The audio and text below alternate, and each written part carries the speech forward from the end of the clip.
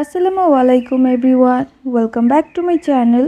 আজ আমি আপনাদের সঙ্গে এই বিফ বানটির রেসিপি শেয়ার করব। আর এটাকে আমি গ্যাসের চুলায় বানিয়েছি, কোনো রকম ওভেন ছাড়া। কিভাবে বানিয়েছি সেটা আজ আমি আপনাদের দেখাবো। এই বানটি এত সফট আর এত নরম হয় যে বিশ্বাসই হবে না যে এটা গ্যাসের চুলাতে তৈরি করা হয়েছে। আর এটা না খাওয়া পর্যন্ত আপনারা বিশ্বাসই করতে পারবেন না যে এটা কতটা সফট হয় আর কতটা টেস্টি হয়। আশা করছি আপনারা দেখে বুঝতে পারছেন যে এটা কতটা সফট হয়েছে। আর এটাকে আমি কোনো রকম ওভেন ছাড়াই বানিয়েছি। এটা আমি বিফ বান বানিয়েছি, তবে আপনারা চাইলে এখানে বিফের পরিবর্তে চিকেন, ভেজ অথবা সয়াবিনও ব্যবহার করতে পারেন। দেখতে এত সুন্দর হয় আর খেতে এত টেস্টি হয়ে থাকে যে একবার যদি বাড়িতে বানিয়ে খান তাহলে অবশ্যই এটা আবারও আপনাকে বানাতেই হবে। আর এটাকে আপনারা বাচ্চাদের টিফিনেও দিতে পারেন। তাহলে চলুন দেখে নিই আমি এই বানটা কিভাবে বানিয়েছি। আর একটা রিকোয়েস্ট রইল, এভাবে আমার পাশে থাকবেন ও এরকম নিত্য নতুন রেসিপি পাওয়ার জন্য আমার চ্যানেলটিকে সাবস্ক্রাইব করে নেবেন। এখানে আমি একটা বলে নিয়ে নিচ্ছি 1 গ্লাস মতো কুসুম গরম দুধ। দুধটা অবশ্যই কুসুম গরম থাকতে হবে, খুব বেশি গরম যেন না হয়। প্রয়োজন পড়লে আঙুল ডুবিয়ে দেখে নেবেন। দুধের উষ্ণতাটা যদি আপনি সহ্য করতে পারেন তাহলে বুঝবেন উষ্ণতাটা একদম পারফেক্ট আছে। এরপর আমি এতে দিয়ে দিচ্ছি 1 টেবিল চামচ ও হাফ টেবিল চামচ চিনি। চিনিটা আপনারা আপনাদের স্বাদ অনুযায়ী এখানে রাখবেন। আর দিচ্ছি হাফ টিস্পুন লবণ ও 1 টেবিল চামচ ইস্ট। আর দিচ্ছি এখানে 1 টিস্পুন ভ্যানিলা এসেন্স। ভ্যানিলা এসেন্সটা দিচ্ছি যাতে ইস্টের গন্ধটা না লাগে। এতে বানটা তৈরি হওয়ার পর খুব সুন্দর একটা সেন্ট ছড়ায়। এবার এই সব উপকরণগুলিকে আমি খুব ভালোভাবে মিশিয়ে নেব যতক্ষণ না চিনিটা গলে যাচ্ছে। চিনিটা গলে যাওয়ার পর এটাকে আমি 10 মিনিটের মতো ঢেকে রেখে দেবো। আর একটু গরম জায়গায় রাখবো যাতে ইস্টটা আমার খুব ভালোভাবে অ্যাক্টিভ হয়ে যায়। আমি এখানে ইস্টটাকে অ্যাক্টিভ করে নিয়েছি। আর দেখুন, এখানে দেখলে বুঝতে পারবেন যে কত ফেনা হয়েছে। যখন দেখবেন এরকম ফেনা হয়েছে তখনই বুঝবেন যে ইস্টটা খুব ভালোভাবে অ্যাক্টিভ হয়ে গিয়েছে। আর যদি আপনাদের হাতের কাছে ইস্ট না থাকে সেক্ষেত্রে আপনারা ইনো ব্যবহার করে নিতে পারেন। ইনোটা 2 প্যাকেট ব্যবহার করবেন। তা না হলে টক দইয়ের সাথে বেকিং পাউডার অথবা বেকিং সোডা দিয়েও এভাবে বানিয়ে নিতে পারেন। ইস্টটা খুব ভালোভাবে অ্যাক্টিভ হয়ে গেলে আমি এর মধ্যে দিয়ে দিচ্ছি 1 কাপ ময়দা। ময়দাটা আমি একটু একটু করে দিচ্ছি, কারণ এখানে ডোটা আমাদের একদম শক্ত বানালে চলবে না, একটু নরম ও চিটচিটে বানাতে হবে।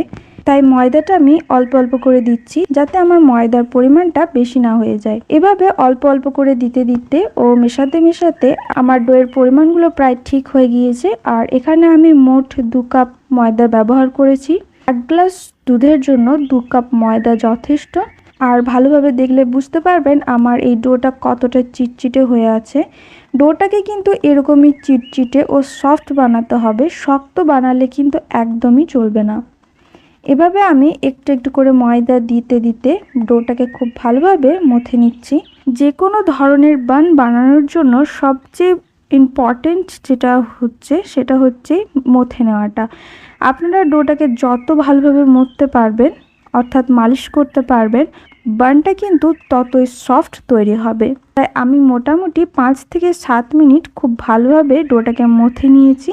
5 থেকে 7 মিনিট মথে নেওয়ার পর আমি এর মধ্যে দিয়ে দিচ্ছি হাফ টেবিল চামচ রিফাইন্ড অয়েল অর্থাৎ সানফ্লাওয়ারের তেল।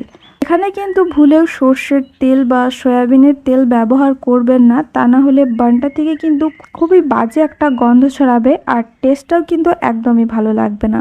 এবার এই তেলটা দিয়ে আমি ডোটাকে আবার খুব ভালোভাবে মথে নেব 5 থেকে 7 মিনিটের মতো।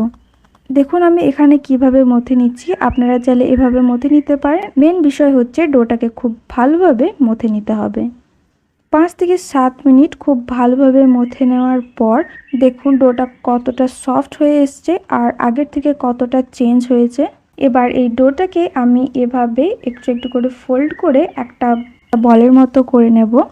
ভালোভাবে যদি আপনারা দেখেন তাহলে আপনারাও কিন্তু বাড়িতে এটা খুবই সহজভাবে বানিয়ে নিতে পারবেন। বানানো সত্যিই খুব সহজ, একবার ট্রাই না করলে বুঝতেই পারবেন না।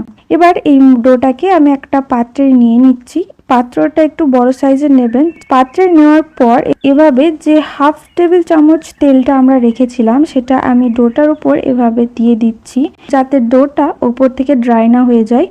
আর যে বোলটার মধ্যে নেবেন সেই বোলটার সাইডেও এভাবে তেলটা একটু লাগিয়ে নেবেন, তাহলে ডোটা পরে বোলটার সাথে চিপকে লেগে যাবে না। এরপর আমি একটা ঢাকনা দিয়ে এটাকে খুব ভালোভাবে ঢেকে দেব। আপনারা চাইলে র্যাপিং পেপারও ব্যবহার করে নিতে পারেন। আর ঢেকে নেওয়ার পর এটাকে একটা গরম জায়গায় রাখবেন, যাতে ডোটা খুব ভালোভাবে ফুলে উঠতে পারে। চলুন ততক্ষণে আমরা পুরটা রেডি করে নিই। পুরটা বানানোর জন্য আমি এখানে একটা প্যানে নিয়ে নিয়েছি অল্প পরিমাণে তেল। এরপর এতে দিয়ে দিচ্ছি ছোট ছোট করে কেটে রাখা পেঁয়াজ কুচি। এখানে আমি দুটো মিডিয়াম সাইজের পেঁয়াজ নিয়েছি, তবে আপনারা যদি পেঁয়াজের পরিমাণটা কম খেতে চান সেই ক্ষেত্রে কমিয়ে নিতে পারেন। এবার পেঁয়াজটাকে আমি একটু ব্রাউন কালার করে ভেজে নেব, খুব বেশি লাল করে ভাজবো না, একটু ব্রাউন কালার করে ভেজে নেব, যাতে এর কাঁচা ভাবটা চলে যায়। পেঁয়াজের কাঁচা ভাবটা চলে গিয়েছে। এরপর এতে দিয়ে দিচ্ছি হাফ টিস্পুন আদা রসুনের পেস্ট। এবার আদা রসুনের পেস্টটাও আমি একটু তেলে ভেজে নেব, যাতে আদা রসুনের কাঁচা ভাবটা চলে যায়। এরপর এতে দিয়ে দিচ্ছি অল্প পরিমাণে জল। জলটা কিন্তু মোটেও বেশি দেবেন না, কারণ আমি এখানে সেদ্ধ করা মাংস ব্যবহার করব, কারণ আমাদের এখানে পুরটা একদমই ড্রাই বানাতে হবে। এরপর এখানে আমি দিয়ে দিচ্ছি স্বাদ অনুযায়ী নুন, হাফ টিস্পুন হলুদ গুঁড়ো, স্বাদ অনুযায়ী মরিচ গুঁড়ো, হাফ টিস্পুন ধনে ও জিরে গুঁড়ো, half teaspoon chaat masala, half table spoon soya sauce, আর দিচ্ছি half table spoon tomato sauce. এবার এই সব মশলাগুলোকে আমি একটু কষে নেব, যাতে মশলার কাঁচা গন্ধটা চলে যায়। এরপর এতে দিয়ে দিচ্ছি নুন হলুদ দিয়ে সেদ্ধ করে রাখা মাংস। মাংসটাকে আমি ছোট ছোট সাইজে কেটে নিয়েছি। আপনারা এভাবে ছোট ছোট করে কেটে নেবেন, অথবা এটাকে থেতলে নিতে পারেন। আবার কাঁচা মাংসটাকে কিমা বানিয়ে সেটাও ব্যবহার করে নিতে পারেন। এবার মশলার সাথে মাংসটাকে আমি 1 থেকে 2 মিনিট এভাবে নাড়াচাড়া করে খুব ভালোভাবে কষে নেব। দেখুন এখানে আমি মাংসটাকে ড্রাই করে ভেজে নিয়েছি। আর আমাদের কিন্তু পুরটা এরকম ড্রাই রাখতে হবে, একদমই সগি চলবে না। এবার এটা আমি একটা পাত্রে তুলে রেখে দেবো, যাতে এটা ঠান্ডা হয়ে যায়। আর আমাদের কিন্তু ঠান্ডা পুর ব্যবহার করতে হবে, গরম গরম পুর কিন্তু ডোটার মধ্যে দেওয়া যাবে না। 3 থেকে 4 ঘন্টা পর চলে এলাম। দেখুন আমাদের ডোটা কতটা ফুলে উঠেছে। আর এই কারণেই আমি আপনাদের একটু বড় বোল নিতে বলেছিলাম, কারণ ডোটা ফুলে যখন ওঠে তখন যদি আপনারা বোলটা ছোট ব্যবহার করেন তাহলে ডোটা উথলে পড়ে যায়। দেখুন আমার কিন্তু এখানে ঢাকনাটার মধ্যেও ডোটা লেগে গিয়েছে, অর্থাৎ বোলটা যদি আমি আর একটু ছোট ব্যবহার করতাম তাহলে আমার ময়দাটা কিন্তু উথলে পড়ে যেত। এবার ডোটাকে আমি আবারও কিছুক্ষণ মথে নেব খুব ভালোভাবে, যাতে এর মধ্যে থাকা হাওয়াটা বেরিয়ে যায়। হাওয়াটা আমি খুব ভালোভাবে বের করে নিয়েছি। এরপর আমি এই ডোটাকে আরেকটু মালিশ করে ছোট ছোট লেচি কেটে নেব। যতটা বড় আমি বান চাই তার থেকে কিছুটা ছোট আমি এখানে লেচি কেটে নেব, কারণ লেচিটা কিন্তু আবার পরে ফুলে বড় হয়ে যাবে। তাই বানের থেকে কিছুটা ছোট সাইজের আমি লেচি কেটে নিচ্ছি। দেখুন এখানে আমার মোট 6টা লেচি হয়েছে, অর্থাৎ 2 কাপ ময়দায় 6টা লেচি। আর সাইজটা আরও ছোট করলে অবশ্যই আরও বান তৈরি হবে। তবে সবগুলো লেচি হয়ে গেলে আমি এভাবে একটা লেচিকে নিয়ে এটাকে একটু এভাবে হাতে করে ছড়িয়ে দিচ্ছি। আপনারা চাইলে এটাকে হালকা বেলে নিতে পারেন, তবে আমি হাতে করে এভাবে ছড়িয়ে দিচ্ছি। মাঝখানটা একটু মোটা রেখে সাইডগুলো এভাবে ছড়িয়ে দেওয়ার পর আমি এখানে পরিমাণ মতো পুর অ্যাড করে নিচ্ছি। এখানে আমি আমার ইচ্ছে মতো পুরটা অ্যাড করছি। আপনারা যারা যেরকম পরিমাণের পুর অ্যাড করতে চান করতে পারেন, তবে খুব বেশি কিন্তু অ্যাড করে নেবেন না। আশা করছি আপনারা দেখে বুঝতে পারছেন আমি কিভাবে করছি। এভাবে চারিদিক থেকে একটু করে নিয়ে ফোল্ড করে করে লাস্টে এভাবে চেপে দেবেন, যেন ফুলটা লাস্টে খুলে না যায়। এভাবেই আমি সবগুলো বান তৈরি করে নিচ্ছি। দেখুন আমার সবগুলো বান তৈরি করে নেওয়া হয়ে গিয়েছে। এবার এটাকে আমি ঢেকে রেখে দেব মিনিমাম 10 মিনিটের মতো। এতে বানগুলো কিন্তু আমার আরও ফুলে উঠবে। এখানে আমি একটা ভুল করেছিলাম, আমি যে প্লেটে বানটা তৈরি হতে দেব প্লেটে কিন্তু আমি রাখিনি, তাই পরে আমাকে আবার এটা তুলে রাখতে হয়েছিল। আপনারা সেই প্লেটেই কিন্তু বানটা সেট হতে দেবেন যে প্লেটে আপনারা বানটা তৈরি করবেন, যাতে বানটা ফুলে ওঠার পর আপনাদের আর হাত না দিতে হয়।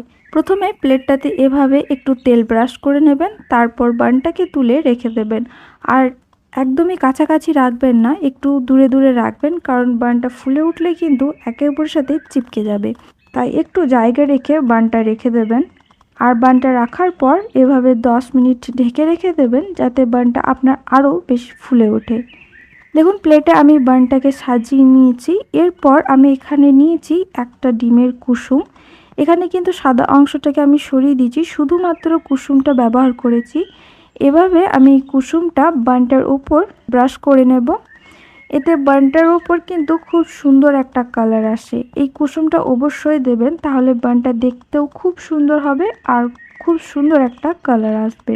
এরপর এতে ছড়িয়ে দিচ্ছি সাদা তিল।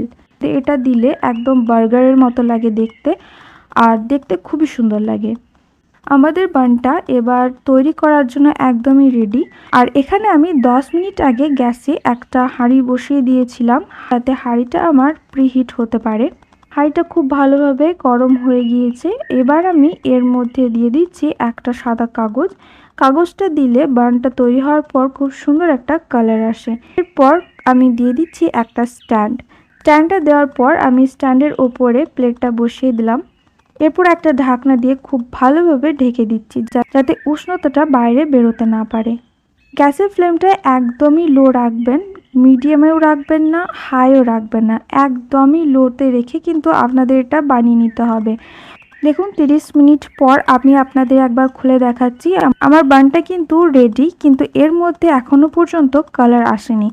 আরও 15 মিনিটের জন্য রেখে দেব, যাতে বানটা আরও ভালোভাবে কুক হয়ে যায় আর কালারটাও খুব সুন্দর আসে। 15 মিনিট পর চলে এলাম। যেহেতু আমি এটা চুলায় তৈরি করেছি, 30 মিনিটের মধ্যে বানটা তৈরি হয়ে গেলেও কালারটা আসতে আমার অনেকটাই সময় লেগেছে। অনেকেই হয়তো বলবে যে এটা 15 থেকে 30 মিনিটের মধ্যেই তৈরি হয়ে যায়, কিন্তু আমার এটা তৈরি হতে ম্যাক্সিমাম 45 মিনিট সময় লেগেছিল। দেখুন বানটা কত সুন্দর কালার এসছে, আর বানটা খুব ভালোভাবেই কুক হয়ে গিয়েছে। গ্যাসের ফ্লেমটা লোতে রেখেই করতে হবে, কারণ মিডিয়াম অথবা হাই রাখলে কিন্তু বানগুলো আপনার পুড়ে যাবে আর ভেতর থেকে কাঁচা থেকে যাবে। তাই লোতে রেখেই আপনাদের এটা বানাতে হবে। দেখুন কত আকর্ষণীয় হয়েছে আর দেখতে কত সুন্দর লাগছে। দেখে কেউ বলতেই পারবে না যে এটা গ্যাসের চুলায় তৈরি। ওভেন তো আর সকলের বাড়িতে থাকে না, কিন্তু তাদেরও তো ইচ্ছে করে যে এরকম এরকম বান বানিয়ে ভালোবাসা মানুষদের খাওয়াতে। তাই তাদের জন্যই আজ আমি চুলাতে তৈরি করে দেখিয়েছি। আর সত্যি কথা বলতে আমাদের বাড়িতে ওভেন নেই, আমি এভাবে কেক, বান, পাউরুটি বানিয়ে থাকি। তার সকল রেসিপি আমার চ্যানেলে দেওয়া আছে, আপনারা চাইলে কিন্তু সেগুলো দেখে নিতে পারেন। আর বানটা দেখে বুঝতেই পারছেন কত সফট হয়েছে। বাড়িতে যদি ট্রাই না করেন তাহলে বিশ্বাসই হবে না যে এই বানটা চুলায় তৈরি করা। আশা করছি আমার এই রেসিপিটি আপনাদের খুবই সহজ লেগেছে আর বুঝতে কোনো অসুবিধা হয়নি। আমার এই রেসিপিটি যদি আপনাদের ভালো লেগে থাকে তাহলে একটা লাইক করবেন। ভিডিওটি শেষ পর্যন্ত দেখার জন্য অসংখ্য ধন্যবাদ। অনেক অনেক ভালো থাকবেন, সুস্থ থাকবেন। আবার একদিন দেখা হবে নতুন এক রেসিপি নিয়ে। ততদিনের জন্য আল্লাহ হাফেজ।